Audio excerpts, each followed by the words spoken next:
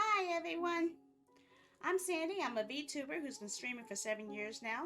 And what I want to do is take this time to help up and coming streamers avoid the pitfalls that I ran into in my early days. What I really want is for everyone watching this to achieve their dreams and become a full-time content creator. I'm not gonna lie, it's hard, it's fucking hard. And if there are times you just want to give up and not continue, so many streamers have actually gone that avenue already, and I don't want any more to suffer that, really. So I decided to give my advice to help people who are struggling get a few little insights to help them get past this. So, yeah, if you keep at it, and in the end, you give your best shot, you have a chance to get past the hardships of the early stages and start a career, or at least start a nice little side hustle you can do that you enjoy. What I have is 15 tips, plus 5, plus 5, plus another 5, yeah, 15 that I like to share. And these are all things that I learned the hard way. I'm telling you these so you can avoid the missteps I made, so you could actually have a chance to progress faster. Okay? So let's get started. Tip number 1. You are the star of the show, not you. So many streamers put so much focus on the game that they don't bring themselves to the forefront to get the viewers to know them. Far too often, I come across a stream where it's a person staring blankly into the screen, never talking. Often that might be a bad camera or a bad mic. The game might be overtaking every focus and the thing that helps each streamer stand out from the rest is actually having a personality that's front and center. You need to show your personality in some form on the screen. It's the only thing that you have in your arsenal that 100% will set you apart from millions of other streamers. So, yeah, showcase yourself. You're the star. Come here to stream to see you. You. Oh, make sure that they have a show worth watching. Tip number 2. Don't push yourself too hard. And I mean this on a physical and a mental sense. No one on the platform, except for heavily sponsored personalities, make it to the top right away. There is going to be a mental toll on you pushing yourself to catch up to all the other streamers you watch. Streaming every day for tons of hours will totally burn you out quickly. What you need to do is balance your screen time with what's going to make it not feel so much like a chore. What you should do instead is take the extra time you have and take your videos, your VODs, and convert them into short form content like clips or TikToks or things like that. You should also take time to get to know other streamers, learn from them, or you actually get to build friendships with them and actually get support from others on your journey. Make sure you get plenty of rest and don't obsess over stats. That's one thing that's going to constantly give you a huge case of depression. Don't worry about the stats, especially when you're starting off.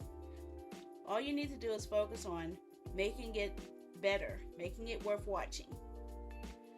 Trust me on this. With me, I often get depressed by looking at my analytics every day, and if you're not too careful, it's actually going to really do a number on you, and you don't want to get so sad that your numbers aren't growing when you know that you're actually doing things that are good. Instead, ask people to critique your channel. Look at others who have advice, but don't let it stress you out. Don't. It's not worth it. Streaming is already hard enough as it is. You don't need to force yourself to stream crazy hours, and you don't have to force yourself to meet some imaginary metric to get Twitch affiliate, get Twitch partner. Don't worry about that right now. Right now, you need to worry about making it look good so people will enjoy what they see when they come to see you. Okay? Tip number 3. Don't be afraid to stream the things you enjoy. Don't you know that you're more likely to find an audience if you focus on the things you like to do? Like for me, I love. Did I mention love all of Koei's Warriors games? to the point where I even dedicate a day of my streams to them. I've been able to discover other Koi fans by rating streamers who also enjoy them just as much.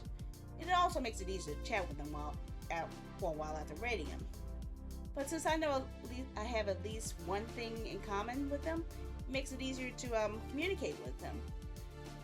But just make sure that you focus on streaming what you like. You don't want to get stuck playing a game that you dislike and people start following you for that one game and then you not like it and then they get upset when you don't play that game. Come on, go stream on the things you enjoy. And don't be afraid to mix it up too with your other interests too. Sharing things like your hobbies and interests are a great way to get people to connect to you, and it's also a good way to get people talking.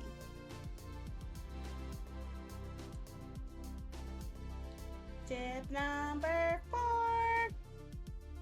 Prune toxic viewers. You don't need them. As much as I like to say that everyone I met via streaming were cool people that I love hanging out with, there were some that were so hateful to either me or my chat that ruined the vibe of everything, causing people to leave whenever they are present. When you're starting off, you will probably be in the mindset that every single viewer is important and you can't risk losing any. Trust me. Those who make you and your chat feel uncomfortable to be themselves are not the fact that you want to keep.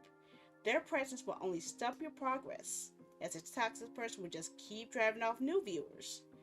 Your channel is your domain. If a person's causing problems, ask them. Get rid of them. Make sure that you have some trusted friends as moderators to help keep hateful content from showing up in your channel. You want everyone to feel welcome there and not be walking around on eggshells.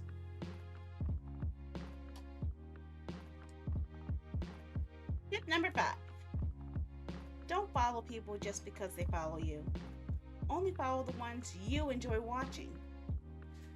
Now, I know this may be one of the hardest tips for new streamers to follow, but it's important for your well-being. There are a lot of streamer communities that say they want to help each other by doing something like a follow for follow or lurk for lurk. But while those intentions do seem good, you have to consider the empty gesture behind them. Do you really want a follower who never takes the time to watch you? Or do you want someone lurking your stream who wants nothing to do with you or your goals and only wants to benefit for themselves? Often, most times with those, you get people who want you to lurk and then they won't lurk instead, so it's an empty gesture. Personally, I got stung early by the follow for follow hype, thinking I had all of these people who were following me because they liked what they saw. But the whole time, I only had 0 to 1 viewers for nearly a year. It was really heartbreaking and it made me want to give up altogether. Just stick to following people you personally enjoy interacting with. You can focus on building a network of friends who will be able to support you. Even if that support is just encouragement for you to keep going, it's still a far healthier community to build up than one that's filled with fake follows. Trust me on this one. And I wouldn't give anything for my community in the world. I'm happy for my community, and I'm happy they stuck by me all these years. Tip number 6. Use your 0 view streams to analyze what you can do better. Think of the non-viewer streams as your get your shit together era. No one is there to judge you. No one is there to harass you. You could actually spend the time to experiment with various ways to present your content. You could use it to get used to talking more often. You can use it to gauge if you as a viewer find yourself worth watching. You could establish a schedule that works well for you, a layout that fits your style or content that you want to present. And you could take the best of your broadcasts, convert them into both short form and long form video to get people to start noticing you. So yeah, even though no one's watching you during those early streaming days, use it to your advantage. It will actually help you in the long run. Tip number 7. Use friends and family as your first viewers and gather feedback. Don't be afraid to ask friends or family to drop by and give you critiques on what you can improve. You aren't going to notice all the problems yourself. Often you may overlook things that others may pick up fast. Like mic quality, or if they can hear you clearly, or if that video work well, buffering and such. If the layout is too busy, or you can do more that can improve your presentation. Take all the advice you can get. Some larger streamers, including myself, are willing to take a look at smaller channels to give advice on what they can improve. Some critiques may be harsh, but leaving emotion out of it and taking into taking advice into consideration is a good thing. Now remember, not all advice is good, of course. You do have to use your own discretion when it comes to what you choose to adopt. Make sure that it meshes well with what you want to accomplish. Of course, if you're told to do things like follow for follow or some other popularity pyramid scheme, just get the heck out of there. Just avoid that entirely. But yeah, for the most part, other streamers want to help you. So if you can get someone to give you a critique, go for it. Tip number 8. Always rate after a stream. It helps others and yourself as well. One common rule among streamers is that you don't self-promote within the channels of others. It's downright disrespectful to enter the chat of another streamer and say you're going live, and then assuming that that streamer's audience will leave and watch you. You wouldn't want people to do that in your channel, so don't do it in others. The most effective, subtle way I found to announce that you're a streamer without disrupting the flow of the current streamer is to raid them. Of course, it's important that you're not waiting for clout, but because you know your community will enjoy that streamer that you're passing them along to. If you rate a person that your community sees no similarity with, they might assume that you don't care for them as an audience and wondering why you're passing us off with them. So yeah, be careful with that. Like me, I don't enjoy FPS games, so unless I know the streamer is a person with a great personality that my chat will enjoy, very rarely do I rate FPS streamers. Sometimes you may come across a streamer that may ask you, after the raid, they may ask you about your stream. At that time, you can introduce yourself. If not, no biggie. You got to help grow the audience of a streamer that you enjoy. Who knows, maybe someday down the line they may return a raid if they enjoy your content as well. Me personally, I like looking into those who rate me and seeing what similarities we share that help them find me. I've actually met many of my streamer fans that way too.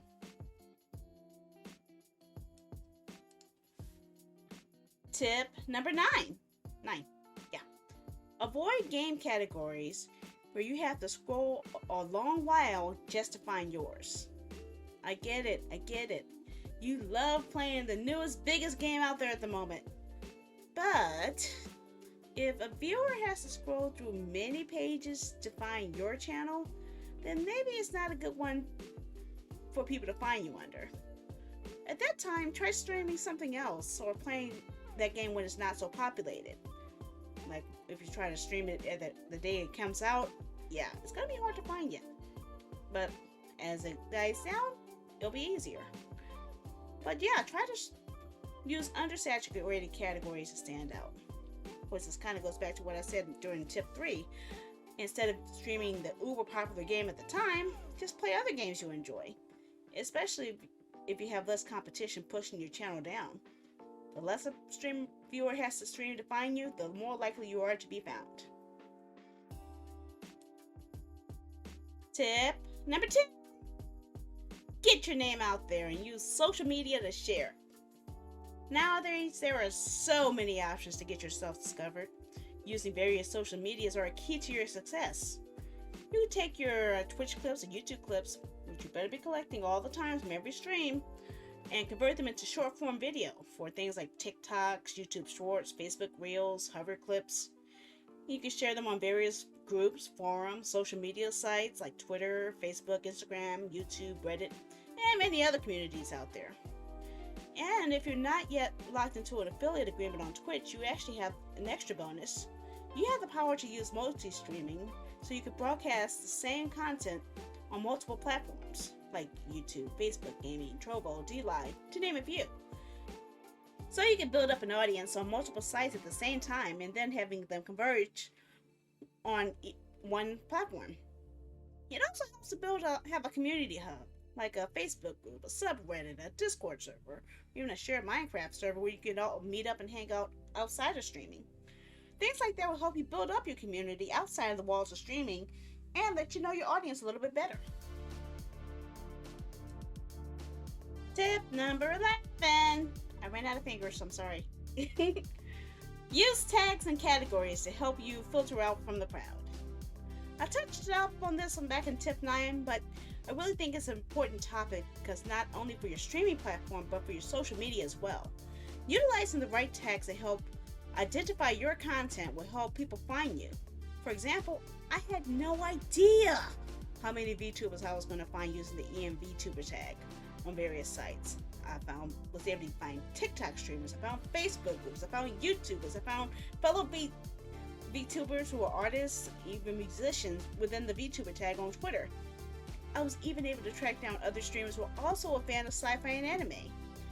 So it's a really good discovery tool that should be used more often, but don't overdo it though. Probably stop at about 2 or 3 hashtags at the most, otherwise it'll kind of come off as a little desperate. Tip number 12. Don't wait to prepare your monetization. Don't force yourself to wait till you hit Twitch affiliate or monetization on YouTube or whatever platform you're using. You have the power to enable a way for your fan base to help you directly, from Coffee to Patreon to the tip system through Streamlabs or Stream Elements. Your community can chip in to help out early in your career without having to take a huge revenue cut. Twitch takes 50%, YouTube takes 30%. Going through other services might be a little cheaper, just saying. But if you set up your direct payment system early, you don't have to be so desperate to reach those viewer numbers, and you can focus instead on making stuff that's worth watching. This is one thing I wish I would have done sooner, because I could have been multi-streaming all along before locking down affiliate and having my community use outside sources of a Twitch instead of using a Twitch sub. So yeah. Plus it will save you instead of having to wait for months between Twitch payouts. Oh gosh. Because sometimes if you don't hit the $100 threshold within a month, you have to wait another month to see if you hit that $100 threshold. And then again, and then again, and then again.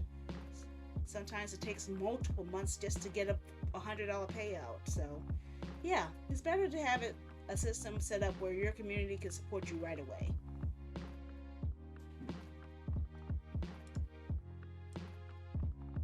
Tip number 13. Put some effort into your presentation/layout. About me. This is something that a lot of early streamers have problems with.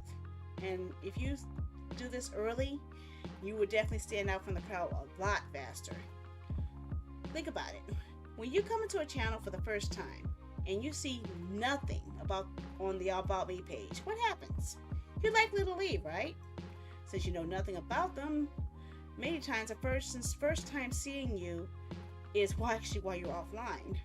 And honestly, unless they're true fans of your content, they're not going to willingly wait to watch a 3-hour VOD just to get to know you. So you need to be able to sell yourself the moment they hit your channel. You need a channel page that's packed with as much information about you that you can fit. When people are looking for streamers, they're often looking for ones that they have something in common with, such as a favorite game. Sure, you can use that game as your lure, but if I'm looking at a streamer and I learn they also happen to love a show I adore, I'm going to pop in and geek out with them. Since I found someone who's also so passionate about something that they broadcasted on their profile page. It's also a good way to connect with your viewers who learn you have common interests with them. And it gives you lots of great stuff to talk about. You also need to make sure your stream layout is not overly clunky or crowded. The displays your aesthetic, and it needs to be easy to view. But far too often I go into channels that have so many adverts or notices or stuff on their channel that I can't make out them or the gameplay. So make sure that you, or if you're a VTuber, your avatar is in full view so you can tell who they're talking with. And make sure that the game screen is big enough for the viewer to not have to squint to see the action. Also, make sure your audio levels are good. You have your own audio louder than your gameplay. Otherwise, it'll be hard to make you out and it'll come out muffled. I recommend using like a condenser mic and some noise filtering to prune out excess background noises as well. Even if you're a no-face streamer, you definitely better have a really good audio feed. Otherwise, the only connection that people will have with you will be ruined. So at least have your voice going. You need to have something for them to connect with.